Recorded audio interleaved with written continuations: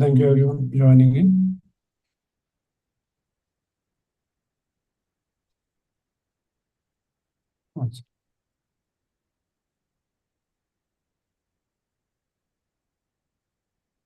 Thank you everyone.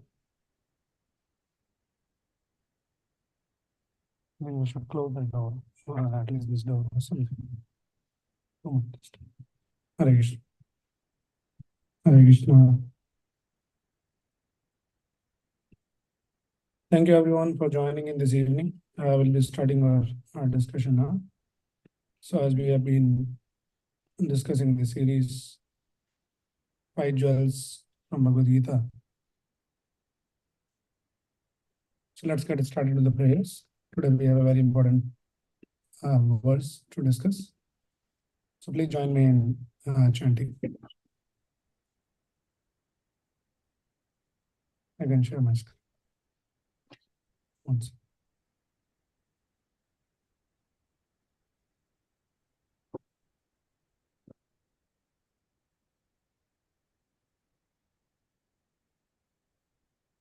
Okay, we'll start with the prayers. Please join. Namo Vishnupadaya Krishna Preshthaya Bhutale Srimate Bhaktivedanta Swamin Nidhinamine Namaste Saraswate Deve Gauravani Pracharine Nirvisesha Shunyavadi Bhasha Tadeshitarine Jai Shri Krishna Chaitanya Prabhu Nityananda Shri Advaita Gadadhara Srivasadi Gaura Bhaktivinoda Hare Krishna, Krishna Krishna, Hare Hare, Hare Rama, Rama Rama, Hare Hare. So we are discussing some jewels. There's so many jewels, invaluable jewels in Bhagavad Gita, but we have picked some 5 of them. And today we'll be discussing one of the verses from Bhagavad Gita, and we'll try to understand that sometimes people say that Krishna is partial. So we'll understand Krishna's partiality through this discussion today. Krishna is partial, but is impartially partial. What is the meaning of this? So let us read the words and then we'll understand this. Please repeat after me. Samoham sarva bhuteshu Ame deshosti na priyaha Ye bhajanti tumam bhaktya Maite teshu chapyaham. Okay, everyone, all of us should recite these verses.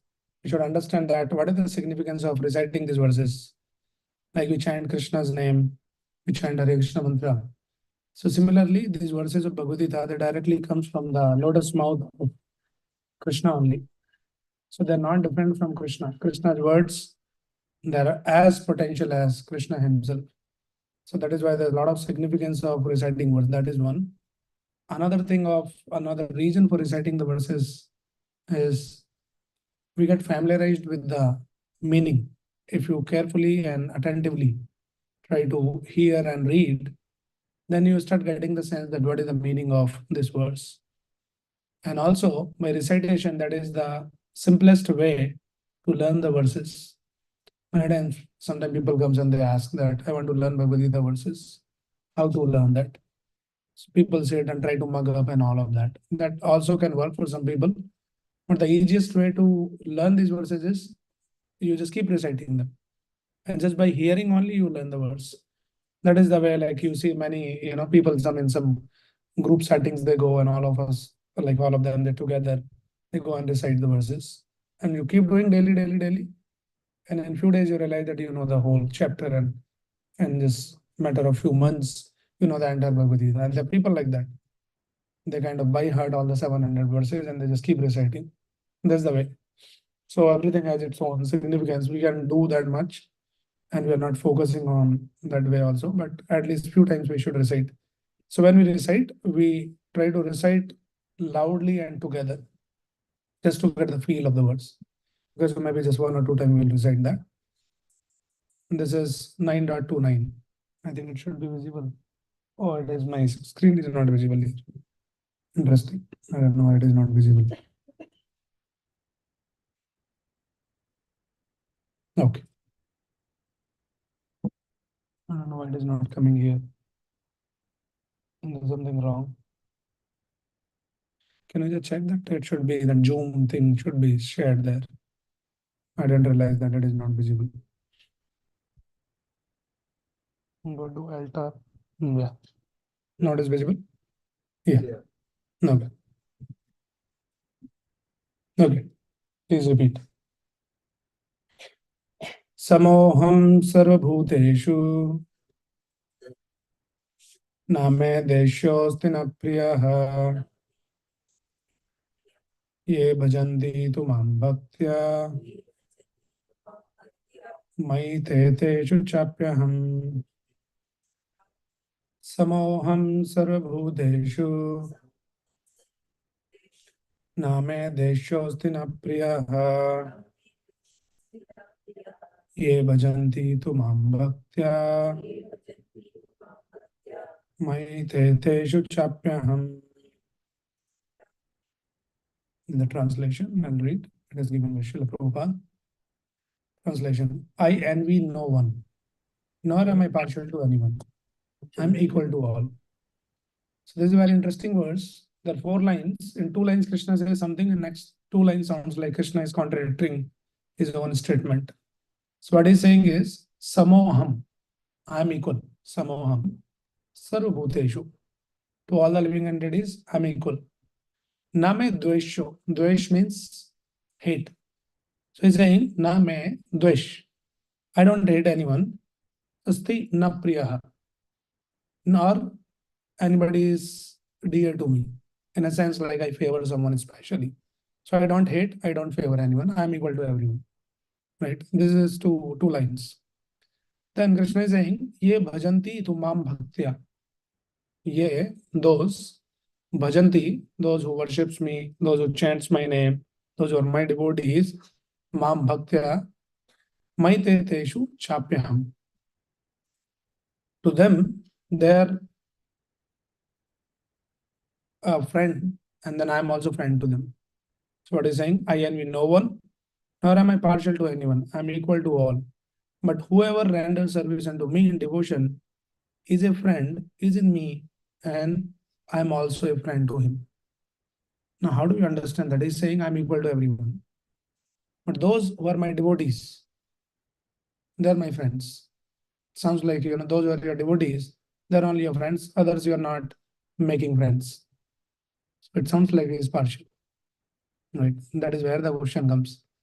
Is Krishna partial, or how to understand this? Okay. So what Krishna is trying to say, that if I am equal to everyone, then why he is favoring his devotees? Ye bhajanti tu mam bhaktya maite teshu chapyaham. They are my friend and I am their friend. And those are not devotees, then I am not their friend.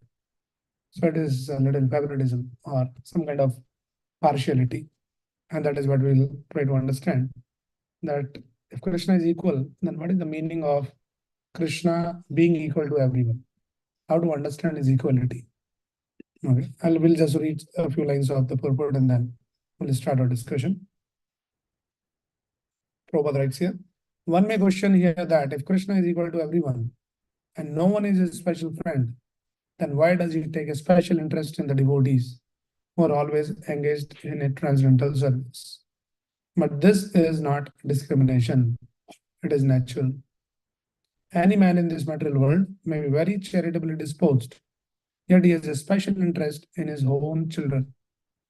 The Lord claims that every living entity, in whatever form, is his son. And so he provides everyone with a generous supply of the necessities of life. He is just like a cloud which pours rain all over, regardless of whether it falls on rock or land or water.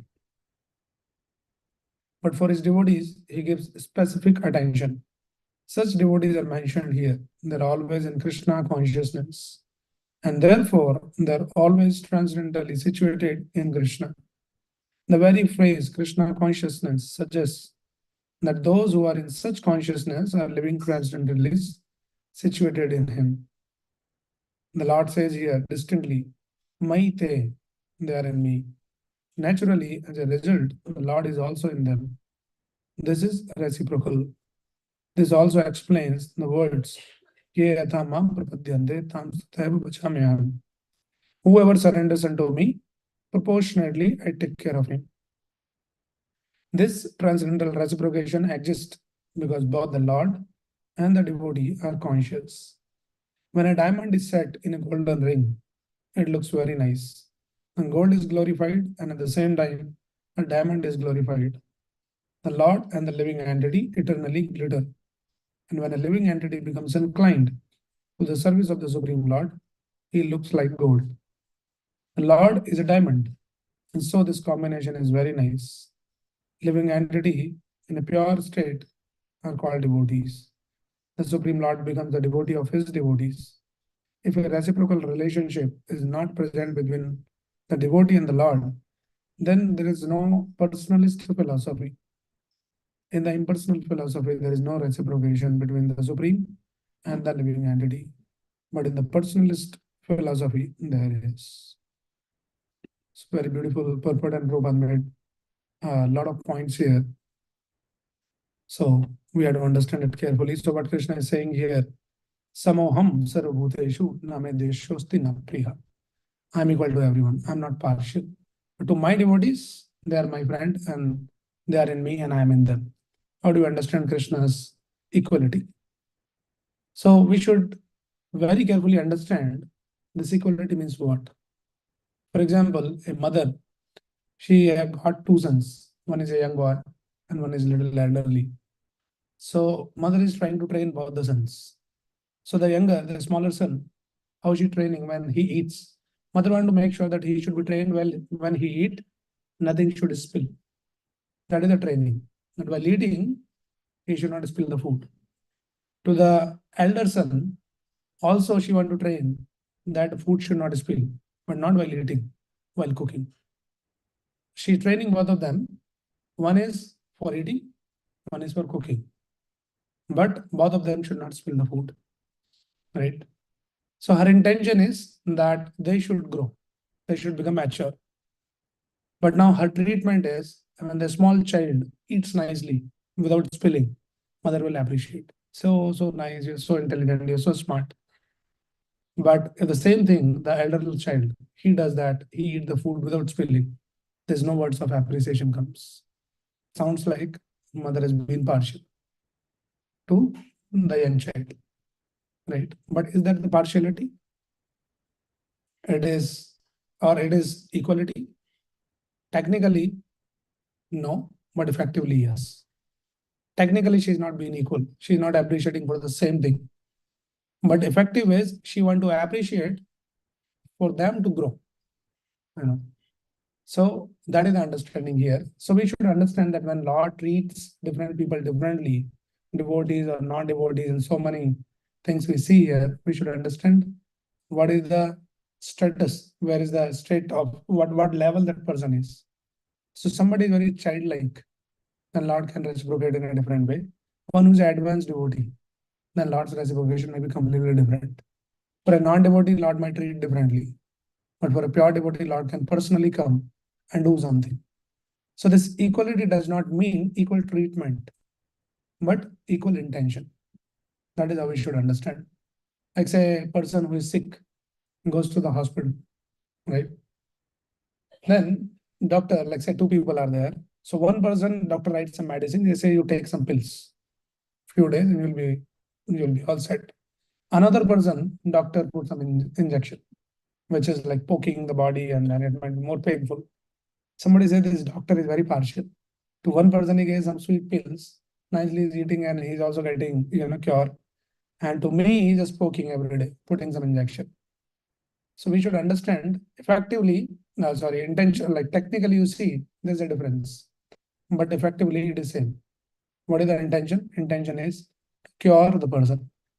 So that is how we should understand. Many times what people think that equality means equal treatment. It is not equal treatment. It cannot be equal treatment. Otherwise, there's no personalist philosophy, as Prabhupada is saying here.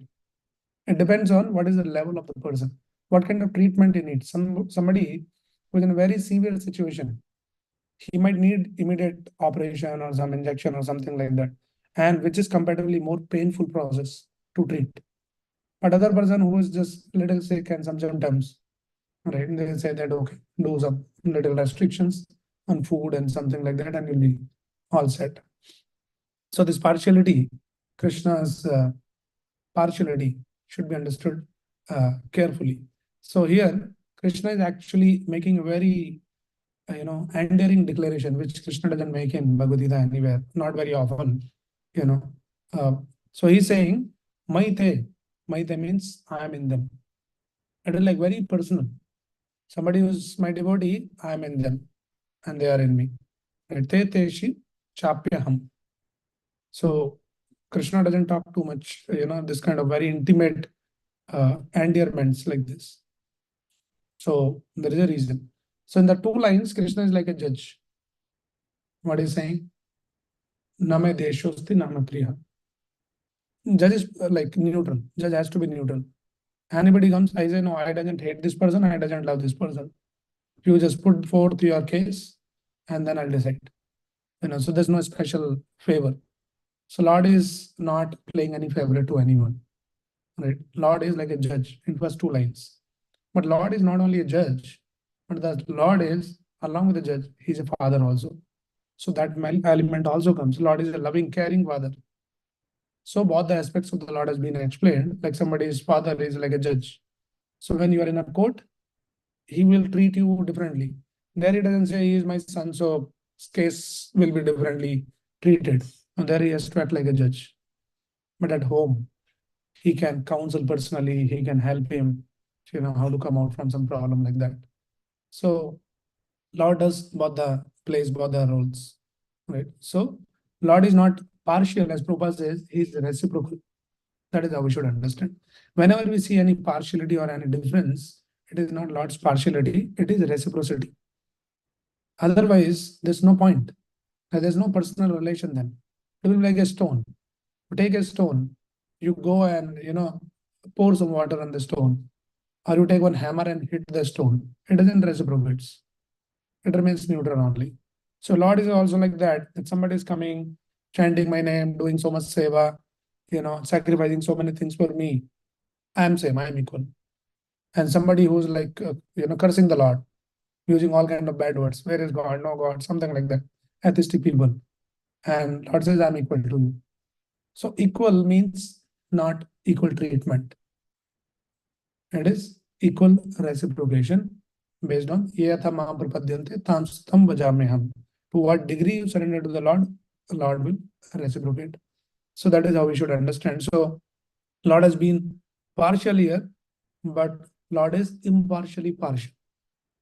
What is the meaning of impartially partial? Means Krishna is inviting everyone to come within the boundary of his partiality. So for that, he is impartial. Lord says, to my devotees, I am their friend. But all of you, please come and become my devotee. There is not partial.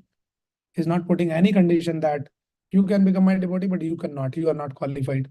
You are less educated. You are not good looking. Nothing. There's no conditions like that. Anybody, it is open for everyone. Right? I always keep quoting this example. Like, say, for example, if I say that those who are coming for the sessions here in Gita Life in person, you'll all get the prasadam, right? But not others.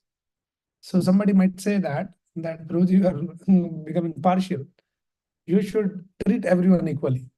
So point it is not partiality. This is reciprocation. If somebody is coming all the way, taking out time, so we just make sure that we make arrangement. People get the prasad. Say no, but there's a lot of people are also walking outside the temple. Should invite everyone. Everybody is invited. Nobody is stopping them to come in. But those who come in, they'll get something. So in the same way, Krishna is saying, you just surrender into me. Become my devotee. Man mana bhava mad bhakto. Madhyaji mam namaskuru. Become my devotee. Who should become the devotee? Everybody should become the devotee. And once you become the devotee, I am your friend. So that is how this is Krishna's partiality. So Krishna is partial, but is impartially partial. So many times people, blame that why, Lord is partial, a lot of people are suffering, and some people are just enjoying, while Lord is not equal to everyone. So we should apply this lens. And Lord is treating everyone equally, like a judge. Now, depends on what is your case. If you are a hardcore criminal, you will be punished. And somebody is not found guilty, then he will be rewarded. Rather, sometime rewarded or he will be released. Like that. So that is the understanding. And Prabhupada is giving a nice example here. Lord is like a rainfall. Like rain is not partial; it falls everywhere equally. But still, you will see the different results when the rain falls in the ocean or in some water ponds. So some dirty water pond is there with the rainfall, it becomes clean water. That is the effect. The same rain falls on some rocks, nothing happens. Maybe just little, it become little clean, like some dust is there, that will be clean. But the same rain, if it falls on some soft muddy ground, then after a while you'll see there is a nice, beautiful green grass, and the whole this thing looks very beautiful, like that. So is that rain is being partial? It is not the rain. It is about who is receiving that rain. So Lord's mercy is always, equal to everyone. Lord is always merciful to everyone equally. He is showering His mercy to everyone unlimitedly. But who is the receiver? The pot, the vessel.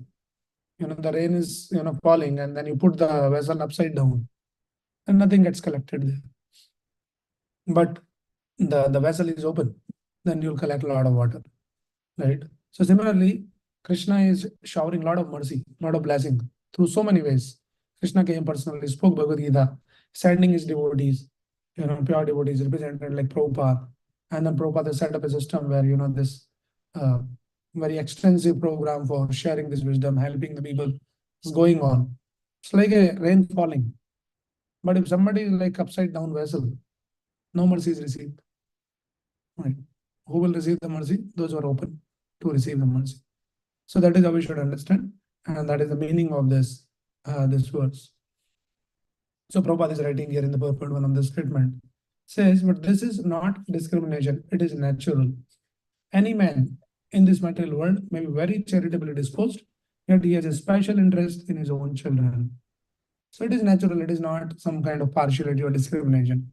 Like say, a king is there. A king might be very charitably disposed. He give to everyone. But when it comes to his own son, he'll make sure that he get the best of everything. Right? It is natural for a father treat his son a little special. It is natural. So the devotees, they are like everybody the child of the God, but there are some, there are two kind of children in the house also sometimes parents experience. One is a very obedient child, another is like he never listens. So then parents has to treat them differently, but intention is same. Parents never hate them, never reject them. No matter that child is, going haywire and is disobedient, but their intention is that how to bring him onto the right path. But treatment might be sometimes they might be very strict with the child who is very disobedient. Another child they don't say anything. So one child might see that they're playing some favorite here. To him, you never say anything. For me, whatever I do, you always points me out. The question is, one child might be always doing some notorious things. So parents has to be on guard all the time. Hey, why you going there? Why you touching this?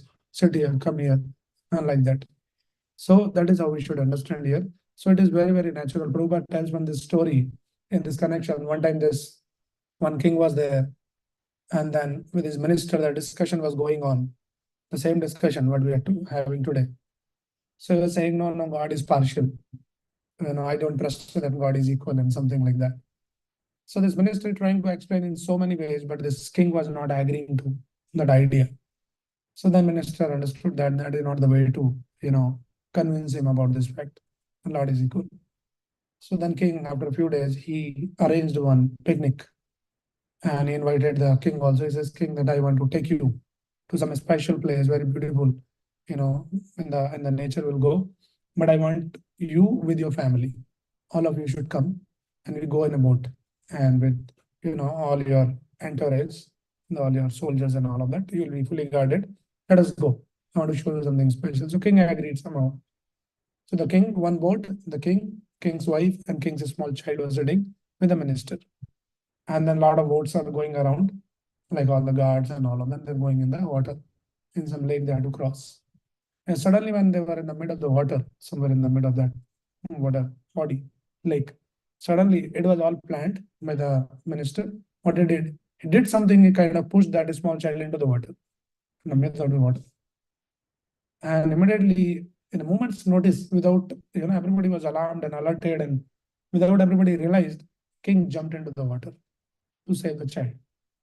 And he carefully, successfully, he saved the child. And he was very furious on this minister.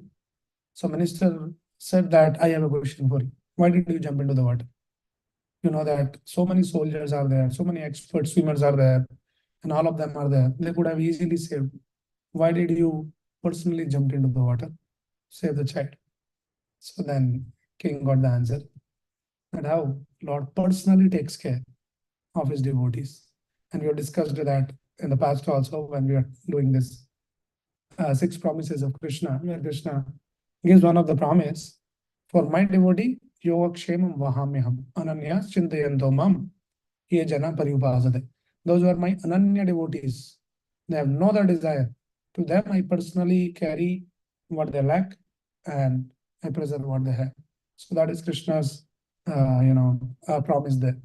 So Krishna takes personal interest, and it is very natural for a father having that special inclination towards his son is natural. It is not the sign of discrimination or partiality. So that is what actually Bhagavatam also explains this. Sadhavo hirdam mayam, sadhunam hirdam tuam. Krishna says, Sadhavo hirdam mayam. The sadhus, my devotees, they always keep me in their heart. And sadhunam hirdam tuham. And I keep the sadhus in my heart. So that is the relation between the Lord and his devotees. So it is very natural. The devotees always carry the Lord in the heart, and Lord in turn, in reciprocation, he also never forgets. It is a very interesting story in the Ramayana. One time, this Narad Muni was very curious. He goes to Lord Ramchandra and he was asking that, my dear Lord, actually, you have a lot of, devotees, you are devotees. I want to know that who is your topmost devotee, your favorite devotee, right? So I'm just curious because Narad Muni is also one of the great devotees. Just thinking that who is in his list on top, it is me or it is somebody else, and he kind of assumed and guessed that it might be Hanumanji because Lord Ramchandra for Ramji, Hanuman is the topmost devotee. So he assumed that Hanuman will be on top in the list, right? So Lord actually Ramchandraji tells him that you go and pick one of my diary. I don't know like how they'll maintain, but something where he writes all his top devotees. So he goes and pick one diary, big diary, there's a lot of devotees, but he was not interested in all of them. Wanted to see top 3. And he wanted to check maybe my name is there in top 3 or I fall somewhere. Right. So he goes there, find the diary, and to his shock, to his surprise, found Hanuman's name is not there anywhere. Not in top 3, not in top 10, and the name is not there in the diary. So Lord was wondering, like, this Naraji was wondering, like, what happened? Like, my assumption, my guess, whole world thinks like Hanuman is the topmost devotee. How come his name is missing in this diary? And all great devotees' names were there. So he was wondering, he was curious. He says, my dear Lord, I thought Hanuman should be on top, but he's not there. And then Lord Ramchandra says, in this diary, all my devotees, those who carry me in their heart, their names is there. But I have another small diary. In that diary, the name of the devotees whom I carry in my heart, it is there. So Hanuman's name is on top in that, where Lord carries in his heart the devotees. So that is the reciprocation. So Lord, what sounds like a partiality, it is not partiality, it is reciprocity. When devotee is ready to sacrifice everything for the Lord, then Lord has to reciprocate. And that is the nature. That is the loving relation. Right. So how do we approach the Lord? Is a question. Many devotees. But to what degree you are ready to surrender? Ye yatham mam prapadyante. And then Lord will reciprocate accordingly. Like say, for example, if you are given the milk, a glass of milk. Now you want to understand that what is this milk is all about. So with the eyes, you see the milk. And you understand milk is some white substance. Right? And then through the ear, you hear about milk comes from the cows, it is a very nutritious food. You know a little more glory about the milk, right? And then you smell the milk with your nose. You do all that, eyes, ear, nose, and then you touch the milk. It is hot or cold, it is liquid, something like that. So with all different senses, you understand something about milk. But unless you drink the milk, you will not understand. right? Similarly, some devotees, they come to the temple, they hear something one class, goes away. Somebody comes twice in a week, goes away. Somebody chants once in a week, once in a month, or only on Janmashtami once in a year.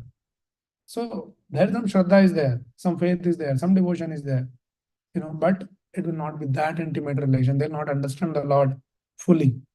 You have to drink. So Krishna has to go inside fully, like you're drinking, like that. Then you understand that what is this milk is, and then you get really nourished, right? By touching, by seeing, and all that, you might get nourished a little bit intellectually. That, oh, now I know milk. What is milk is all about. That is also a little intellectual nourishment. And earlier I didn't know. Now I know. But the real nourishment comes only when you drink the milk. So reading some books, hearing some classes and all that will nourish definitely. But ultimately, you have to drink the milk. Krishna should go inside. Then only that nourishment will come. So anytime when you feel that, oh, there is no nourishment, I'm coming to temple, I'm attending some classes also, should understand maybe you're not drinking the milk. But you're seeing, touching, and hearing, and then you're happy with that.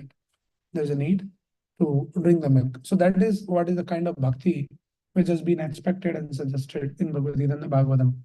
So Bhagavatam explains bhakti should be, the devotion should be ahetuki apratihada. Ahetuki means there should not be any hetu, any reason to do the bhakti. That is one meaning of ahetuki. That you should not say that, now everything is going well, job is good, family is good, everything is favorable, let me just go and focus on this. If that is not there, oh Prabhuji, I'm not able to focus on my chanting and all that. There shouldn't be reason. Or reason is somebody told, hey, you go to Krishna Balaram temple and you pray then and you'll get some good job. So that is becoming the driving force. Some problem is going on. Go to the Lord, pray to the Lord, maybe something can happen.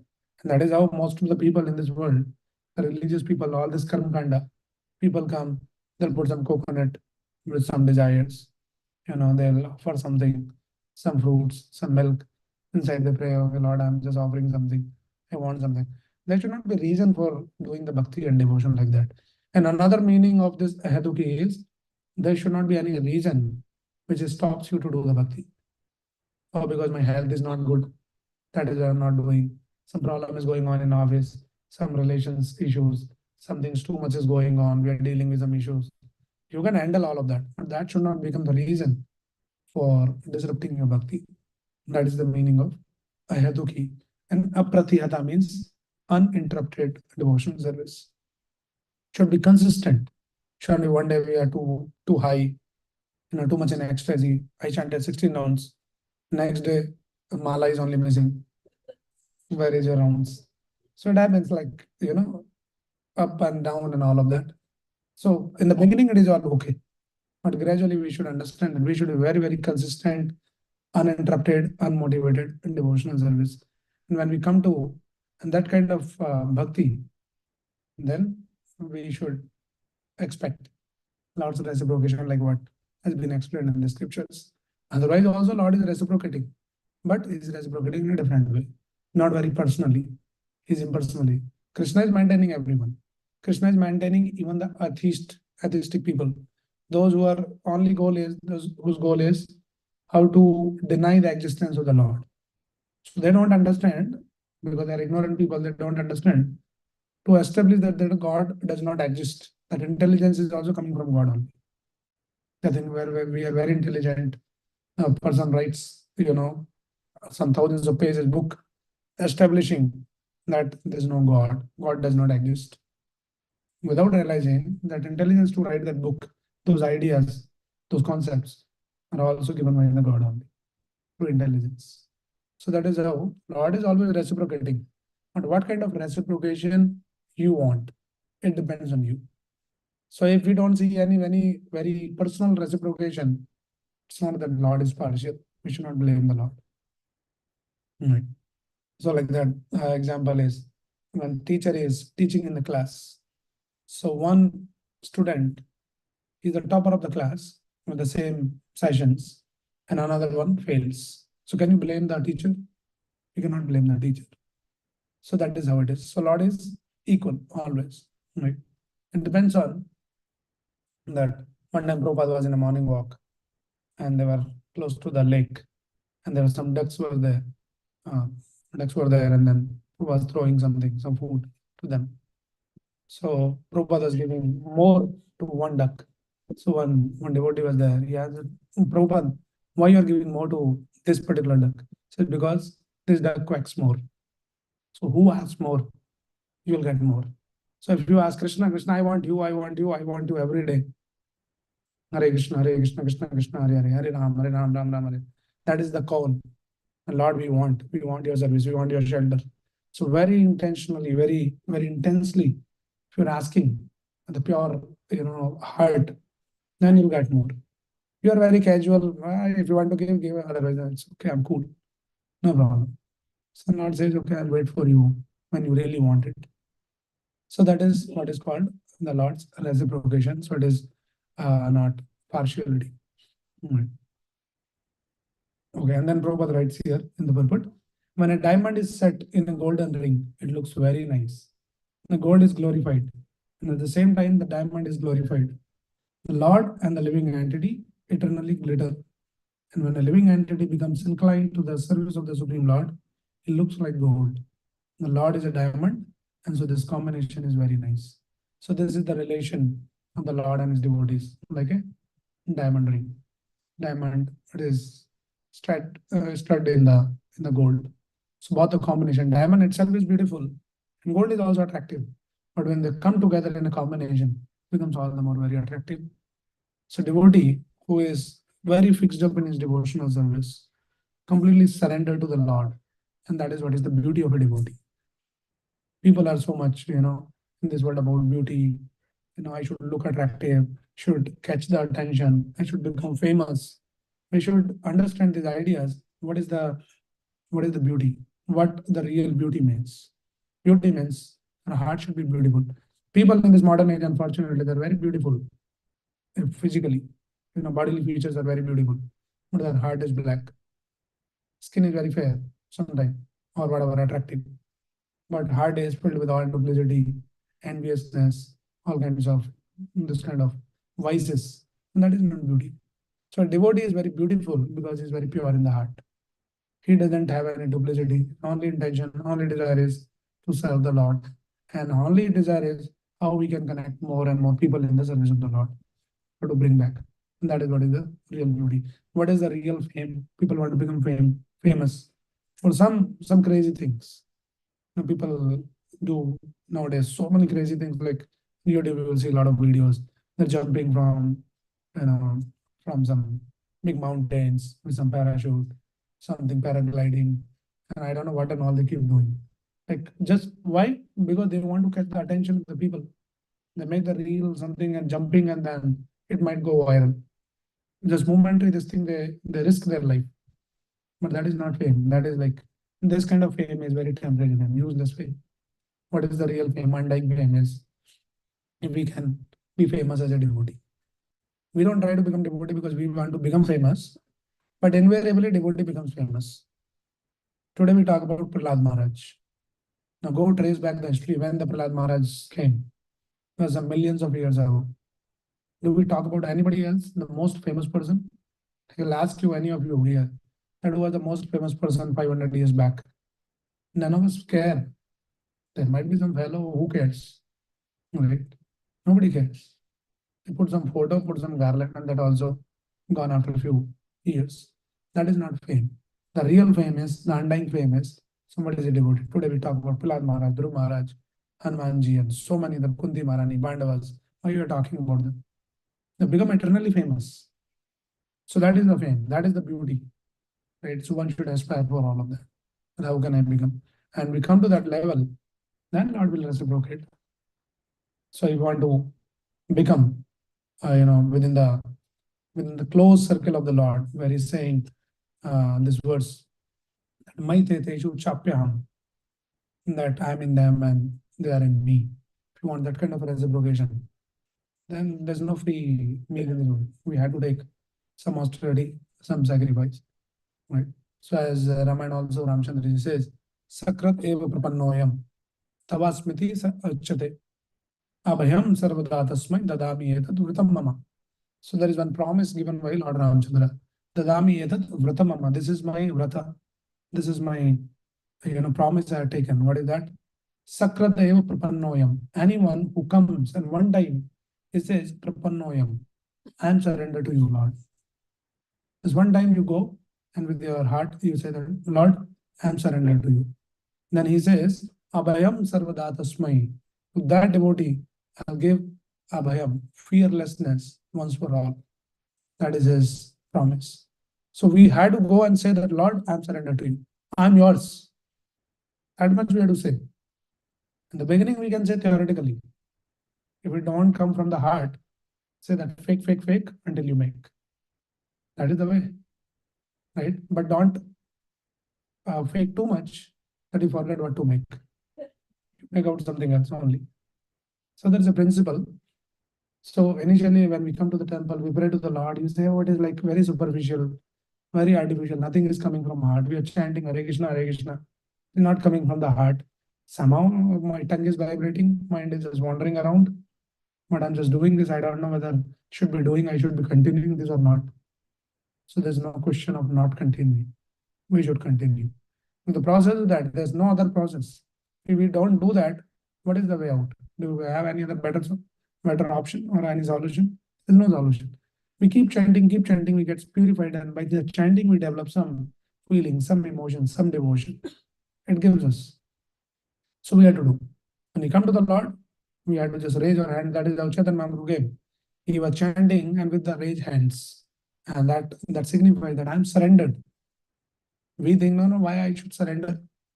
One person who came to Prabhupada was talking about this concept that you should surrender, should bow down, and and all those things. And this person was saying, no, I don't surrender. I don't bow down to anyone.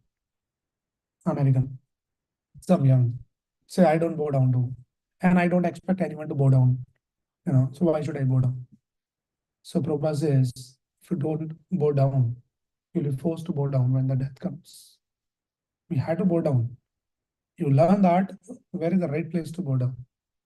Right. Prabhupada was explaining another place, and one person was challenging that, no, I am not fearful. Something like Prabhupada was explaining, Padam Padam Yad Vibhadam. There is a danger in every step in this material world. That is how the Bhagavatam explains. And this person was challenging, no, there's no danger. I am not fearful on anything. Prabhupada was very smart. Prabhupada says, when you walk on the road, when you cross the road, you look towards both the sides, like you look for the traffic. Say yes, say it means you are fearful. You are saying, I'm not fearful. If you are not fearful, you will not look around. It means you are fearful. So we are fearful. The only thing is we are in ignorance.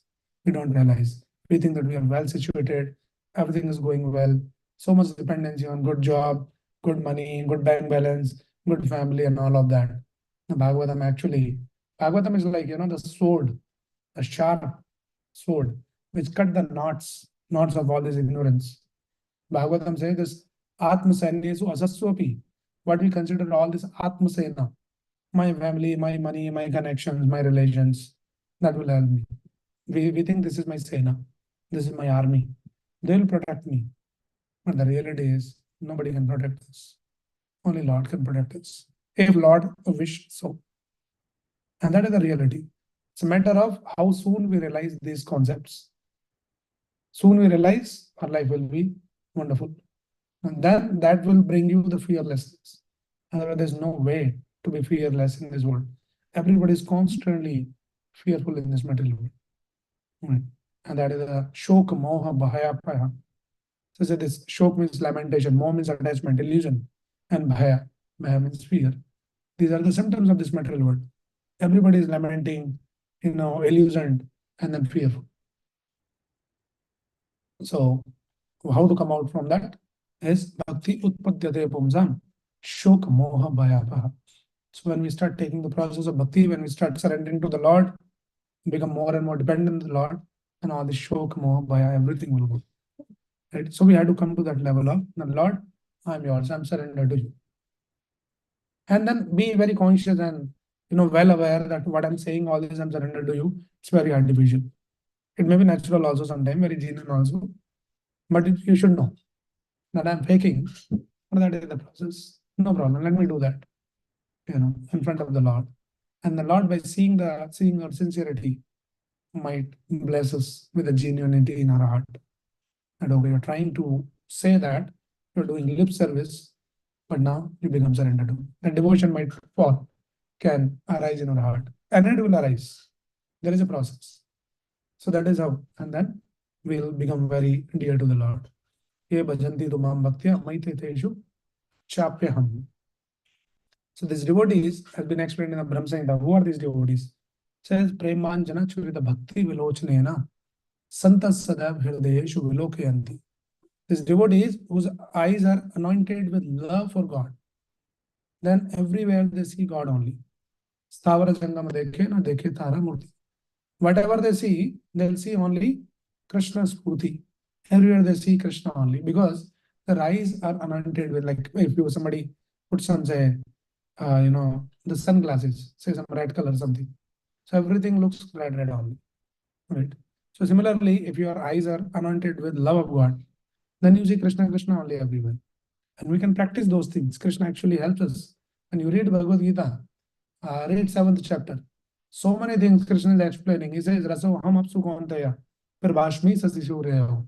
Meaning, when you drink the water, you can remember Krishna. Krishna is saying, Raso ham apsu kontaya. Up means the water. So Krishna is saying, I am tasting water. So it is as simple as that. All of us, we do. We drink the water so many times in a day. We can train our consciousness that Krishna is the taste in water. Prabhashmi Sashi Surya. When you see the sun rays, moon rays, Krishna says, I am the Prabha, I am that sunlight, the moonlight. Like that, Krishna gives the whole list. Balam balbalatam chaham, buddhir buddhimadam asmi. So if you see some intelligent person, or you think that you are intelligent, then you should understand that this buddhi is coming from Krishna. You think I am very powerful, I am strong, stout, that bal is coming from Krishna. Parusham narashu. He says, I have ability in men. Meaning, some people are like special skills are there, some abilities are there, and all of us have some abilities, different abilities. Krishna is saying those abilities are coming from me. So we should be well aware, and by all those things, you can always remember Krishna. So that is the meaning of this premanjana churita bhakti vilochanena. Or I should be tented with the love of Krishna. You see nothing but Krishna everywhere. So we should practice. We can do this exercise. Like, say, for example, when we read these books and we talk about all these concepts, now gradually when we learn all this, then start implementing. Like, say, for example, when you look at a tree, so then you sit and try to exercise in your mind, training your consciousness. When you look at a tree, what comes to your mind in connection with Krishna? Okay, now this is open question for everyone. And those who are joining online, please try to answer. When you look at a tree, what comes to your mind? Which reminds of you? Okay, which reminds you of Krishna? Not in general. So, somebody said, when I look at the tree, I just remember fruits only. No. Hare Krishna, Prabhu. Yes. I see a mother also in a tree, and also Krishna. So let me just clarify the question. My question is, when you look at the tree, how it reminds you of Krishna? Okay, yeah. There is an answer here. Beautiful creation, giver of shade and fruits. Okay. So yes, beautiful creation, and we understand that creation is created by Krishna. Okay. Yes, you're saying something, Mataji? Yeah. For me, it is the nature of the tree that reminds me of the nature of the Krishna, because tree only knows how to give. It doesn't call for something, it doesn't force. That is a beautiful way of remembering Krishna. The tree always give. Doesn't take anything. Somebody gives, somebody throw the stone, still will give the fruit only. Right. So Krishna's nature is also like that. Krishna always wants to bless everyone.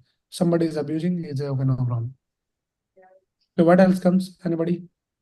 Yes. So surrender.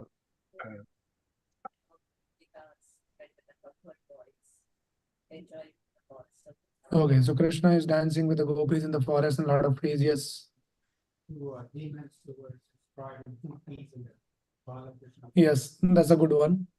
Yeah, so like Damodar Leela. So then Krishna was dragging the ukkal.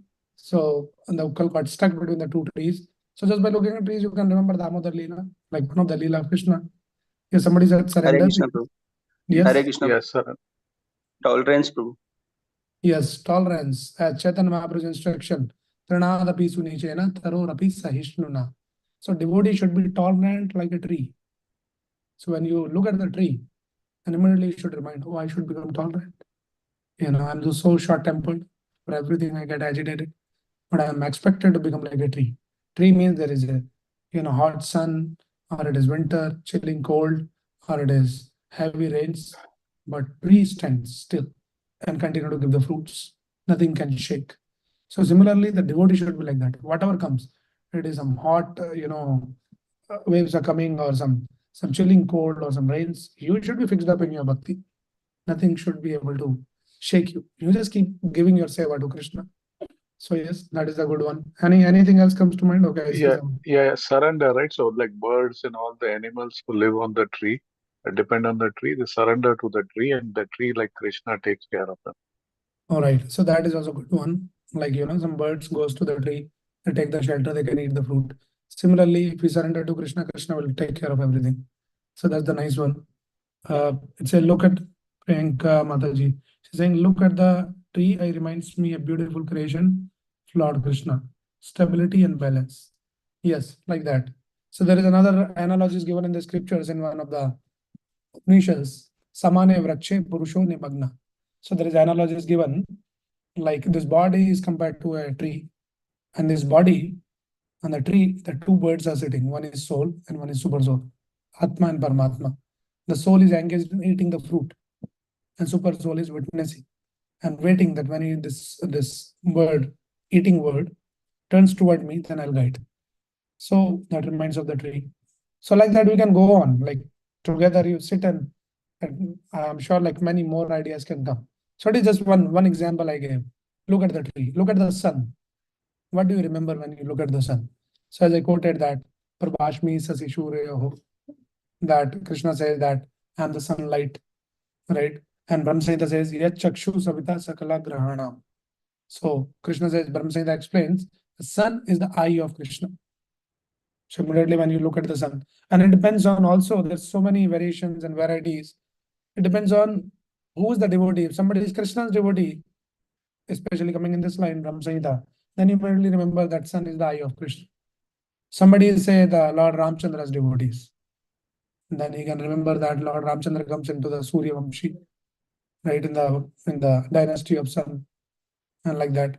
Somebody is a devotee of Lord Vishnu Narayan, then he might say Surya Narayan, something like that. So when we do all this exercise, we train our consciousness that how, while walking, functioning in this world, you can still be conscious of Krishna. So that kind of consciousness, and when that is the meaning of that, the devotee is in me and I am in them. So we have to go in Krishna like that. You are fully absorbed in Krishna. Everything, whatever some challenging situation comes, then you say, okay, this is Krishna's loving embrace. Right? Sometimes the mother or the parents, they scold the child. Child may not understand that. But when the child grow up, then he says, oh, my mother was so loving that she was always, pointing me out, correcting me, scolding me to study. And that is why I'm today here. Right. So sometimes Lord might put us in some different situations. And Chaitanya Mahaprabhu actually very beautifully, put forth this expression in Sikshastakam. He says, Aslishava padartham pinastumam. Meaning, he prays that, my dear Lord, either you trample or you embrace me. No, but still I'll accept you as my Lord. So nothing deviates me from accepting you as my Lord, my surrender. If you trample me, still I'll continue to accept you as my Lord, I'll worship you as my Lord. So like that. So this is the heart of a devotee. And there's a nice story to make this point. So there was this, one conference was going on for all the sages assembled, and there was a question. Question was, who is greatest? Right. So a lot of discussion was going on, and somebody says, sky is unlimited. So sky is the greatest, right? But somebody said then, but sky is covered by the cloud. If it is greatest, then how it can be covered? So cloud is the greatest. Somebody said, no, but cloud is moved by the wind. The wind is greatest. Somebody says, no, but wind is blocked by the mountains. Mountains are greatest. And then somebody says, but mountains, earth is holding the mountains. So earth is the greatest. And then somebody says, but God is holding the earth. God is the greatest. And then God comes and he says, my devotee carries me in the heart. Devotee is the greatest. So Lord had that kind of a vision about his devotee. That is what I was saying, that those who are my devotees, to them I personally take care of everything. But who are those devotees? Sadhavo hridayam mayam sadhunam hridayam tuham mat anyatte na jananti na ham tebhyo mana kapi. So these devotees, those who do not mat anyatte na jananti, they don't know anything except me. Sadhavo hridayam mayam. They always carry me in their heart and I carry them in my heart. So when we become that kind of a devotee, then Lord will. Okay, so let me pause here and let me see if anybody has any question. I have few more ideas, few more thoughts to share a little bit more on this. Can be a little more next level intense, but I want to just pause here for a moment. See if anybody has any question. We'll distribute later. Beats, Haribal. Not now. Okay. Anybody has any question? Those who are joining online or anyone in person. Beats will distribute later, not now. It will be a distraction. Yes. Also depends on our past karma. No. So question is, does our past karma also, impacts our the reciprocity of the Lord? No. This bhakti is beyond the karmas. There's no karma play any role in the bhakti. Yes. Okay. Anybody has any other thoughts? Somebody wants to add something, ask something? Yes, Prabhu, Hare Krishna. Yes. One question is like when you were talking about God being, Krishna being impartially partial. So I have this question. So, like, let's say in the Mahabharata, Draupadi, after facing so much of humiliation, she asks Krishna not to go for a peace negotiation. Because she is afraid that, if there was no war, then, what would be that is unfair or injustice to her, to the humiliation that she had faced in this thing. And it was a harsh injustice.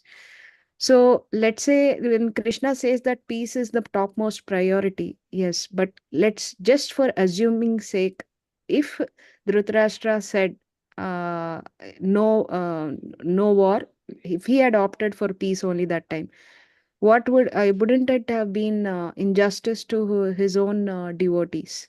I mean, how would have Krishna handled that kind of a situation? Okay, so now what you are creating the question is a very hypothetical question. If it would have been, and the point is Krishna knows everything, and what will happen? Krishna knew these people are so demoniac, and they doesn't care what I even say. Right? That is the one.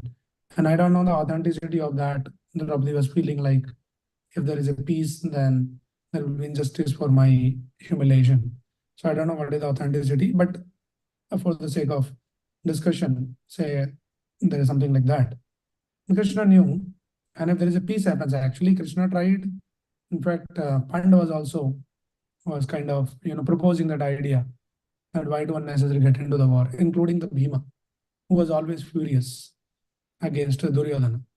Right? Just before the war, he was also saying that is there any way that we can settle it outside? So everybody wanted the peace, but also Krishna at the same time wanted to teach that all these demonic people are like that. They doesn't care. Even Krishna personally comes, they doesn't care about that. That is the demonic nature. So anybody who is not following Krishna's orders, Krishna's guidance, he's a demon. A demon is not with some big horns or big teeth. This mentality, this consciousness, going against the Lord's wish and will, that is demonic mentality. So Krishna, through all those pastimes and all those episodes, wanted to show to the world that why there has to be war. Why Krishna is orchestrating the whole entire Mahabharata war. People will, raise the question, why Krishna is doing all these diplomatic things to kill these people. Because there has to be killed. The world needs righteous people to rule. If the demons start ruling, that is not a good situation that should happen. So now this hypothetical situation that if he would have accepted peace, then my answer would be that Krishna is super smart, super intelligent, super knower. He knows how to handle and how to pacify his devotees. So he would have done in some way to pacify Draupadi also. The devotees are always in sync. Devotee never complains, oh, because somebody insulted me, Krishna, you should take revenge, you should kill them. Then only that will be your reciprocation towards me. No, devotees are ready to take all kinds of humiliation, all kinds of insults for the sake of Krishna. If Krishna says, okay, no problem, you just forget about it, peace is more important. And then devotee happily will accept that, okay, if that is Krishna's will, then I should not be clinging on to my insult, my humiliation. So that is what is my understanding. This. Yes, Okay. Prabhu, in that context, there's another example like Putana, when she comes to poison, she kills many other children, babies, innocent babies, and she poisoned and she killed. Wouldn't have the gopis, I don't know because I have not read and I'm not experienced or knowledgeable there. So I'm asking you, didn't the gopis ask Krishna or demand justice? Because how is that fair? Because Putana, he just punished and he just removed all the sins just because she came to nurse him. So he did not give that expected punishment, like, what for all the injustice that he or she had done to all the other babies. Yeah, so that is what is the Krishna's nature. We think God should be like always like, judge only. That if somebody is doing some mistake, he should punish, he should hang them. But that is not the understanding of the God's personality. And that is why, this Shukdev Goswami, before he became, the devotee, he was impersonalist. And when he heard about this particular episode of Putana, Aho Bakiyam, Stanakalakutam, Jigamse Apya Sadhavi, Lebe Gatim, Tato Anyam, Kamva Dayalu, Sharanam Rajema. So this verse explains in the third canto that how Krishna is so kind. Kamva Dayalum Sharanam Rajema. Who can be more merciful than Krishna? Who delivered the person who came to with the intention to poison and then kill Krishna. So that particular episode shows Krishna's merciful nature. So Krishna is not here to prove all the time that I am very powerful, I can punish everyone and all of that. That is not the idea of, as being him as God. Despite all kinds of nonsense, Krishna says that I can still deliver someone if he wants to show some examples about his merciful, his compassion and nature. So that's the understanding. So Lord's justice is not about always punishment. Thank you, No. Prabhu. Thank you. Harish. Any other question or any other thought? Anyone? I have one question, Prabhuji, but it's out of topic, but it's related to Bhishma Pitama. I have heard that, I mean, from here and there, I not 100% I can guarantee that Bhishma Pitama was furious that they hide, means Gandhari's family hide the details that Gandhari was Manglik and she got already married to somebody, something like, and she was a widow, and that's how they accepted. And once he planned to bring all the people and put it in the prison, all the people of Gandhari, like the father and uh, and he cannot kill them in the prison, so they deprived of like very little food so that slowly they will die. And in order to take revenge, or like they came up with a plan that they save all the food and give to the youngest son, which was Shakuni. And he also broke the bone of so that he will remember of about all this thing done to them. And finally, like he gave his bones that whatever he will create the pasa, that the same number will come, and that's how he created the fight. So, And so is it true or no, I have not read any such story, and I don't okay? want to comment on which I don't have any Okay. ideas about. So there might be a lot of things. We have to read the right context. and the right source. So I don't have any idea about this story. Okay, there is a question here, follow-up questions from Gaurav. Should we worry regarding our past karma?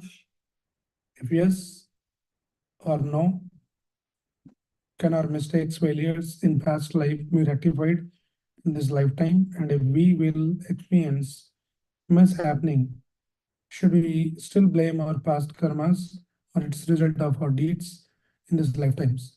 Okay, so it looks like there's multiple questions in this. I'll just quickly answer this. Should we worry regarding our past karma? If you wish, you like to worry, you can continue to worry, but nothing we achieve by worrying. So better not to worry about that because we have no control over all of those things.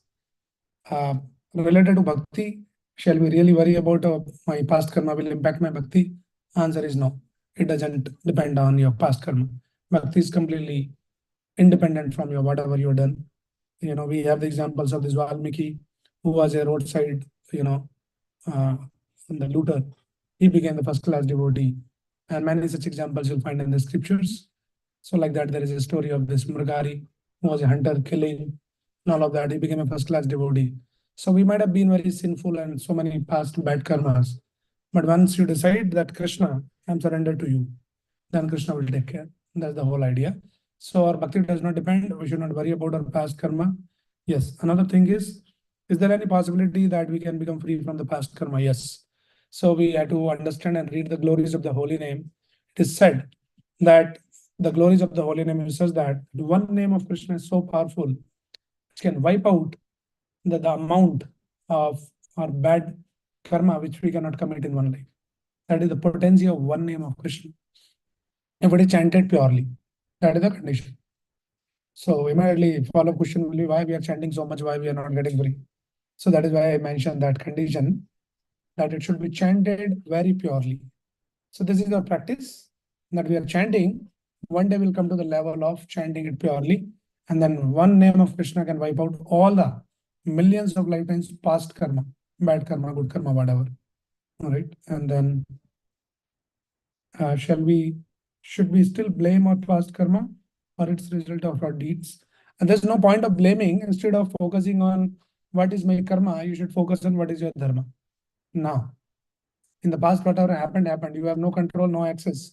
So why do unnecessarily waste time, energy, and efforts to just thinking and without being able to do anything about that? Rather, we should ask the question, what is my dharma now? So our dharma is Sarv Dharman Paridhaja Mamekam Sharanam Braja. Surrender to Krishna.